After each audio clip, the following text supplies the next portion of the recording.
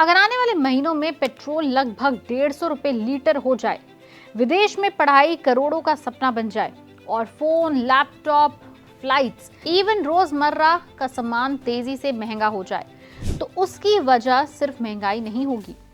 उसकी सबसे बड़ी वजह हो सकती है गिरता हुआ इंडियन रूपी।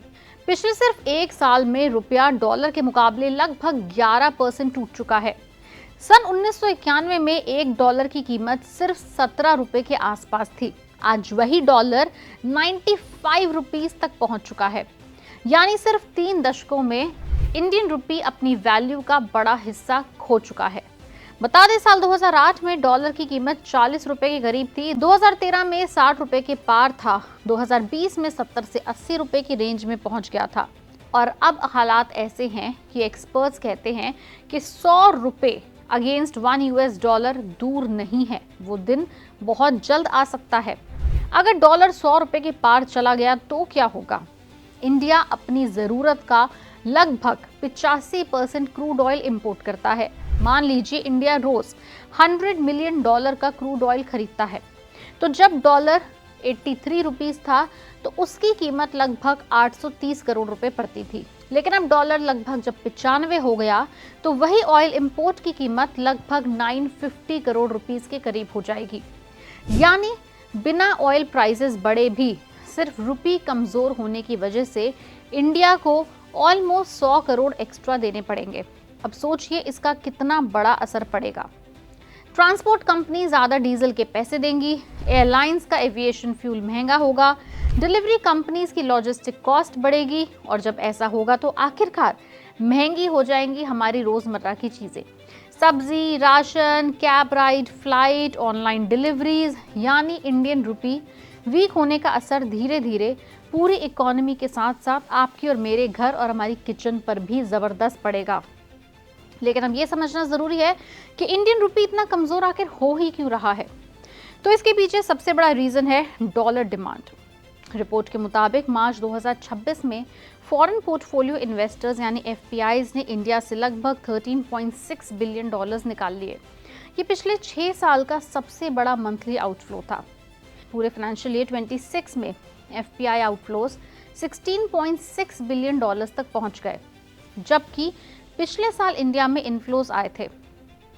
मतलब फॉरेन इन्वेस्टर्स इंडिया से पैसा लगातार निकाल रहे हैं और जब इन्वेस्टर्स इंडिया से पैसा निकालते हैं तो उन्हें रुपी बेचकर डॉलर खरीदने पड़ते हैं। इंडिया में फ्रेश फॉरेन इन्वेस्टमेंट भी क्यों कम आ रहा है? तो सिचुएशन और भी मुश्किल इसलिए हो रही है क्योंकि इंडिया को नया फॉरेन इन्वेस्टमेंट भी उतना नहीं मिल रहा। रिपोर्ट्स कहती हैं कि फाइनेंशियल ईयर 26 में नेट एफडीआई इनफ्लो सिर्फ $6.3 बिलियन ही रहा, जबकि लॉन्ग टर्म एवरेज लगभग $31 बिलियन का रहा है। यानी बाहर से आने वाला पैसा कम है और बाहर जाने वाला पैसा ज्यादा है। और अब क्या इंडिया एआई बूम मिस कर रहा है? अब यहाँ एक और इंटरेस्टिंग एंगल आता है, आर्टिफिशियल इंटेलिजेंस इन्वेस्टमेंट बूम। बता दें कि साल 2025 में ग्लोबली प्राइवेट एआई इन्वेस्टमेंट लगभग $345 बिलियन तक पहुंच गया।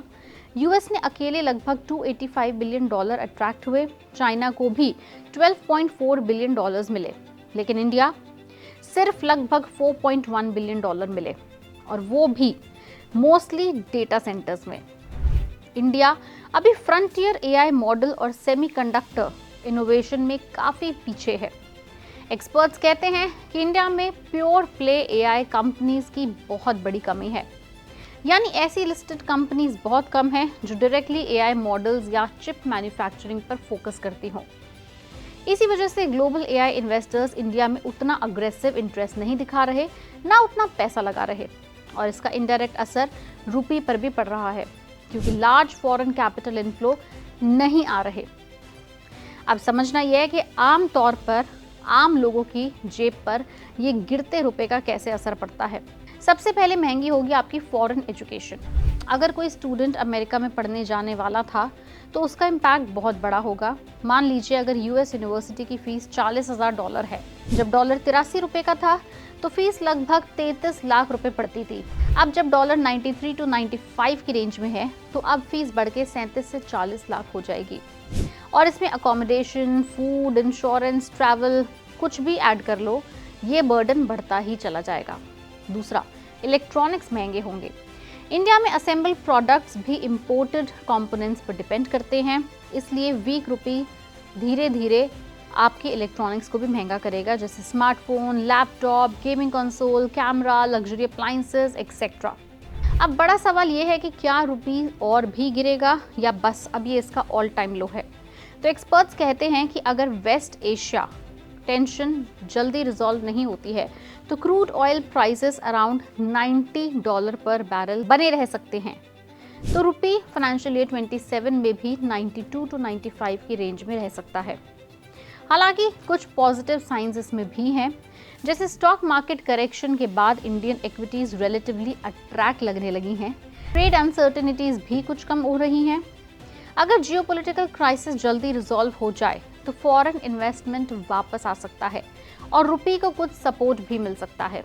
अब सवाल ये है कि क्या इंडिया एक बड़े करेंसी क्राइसिस की तरफ बढ़ रहा है? क्या आने वाले दिनों में डॉलर 100 रुपए के पार जा सकता है? और अगर ऐसा हुआ तो आपकी सैलरी, सेविंग्स, लाइफस्टाइल, इन सब पर कितना असर पड़ेगा? क्या आप उस असर के लिए तैयार हैं? हमें नीचे कमेंट सेक्शन में लिख के जरूर बताएं।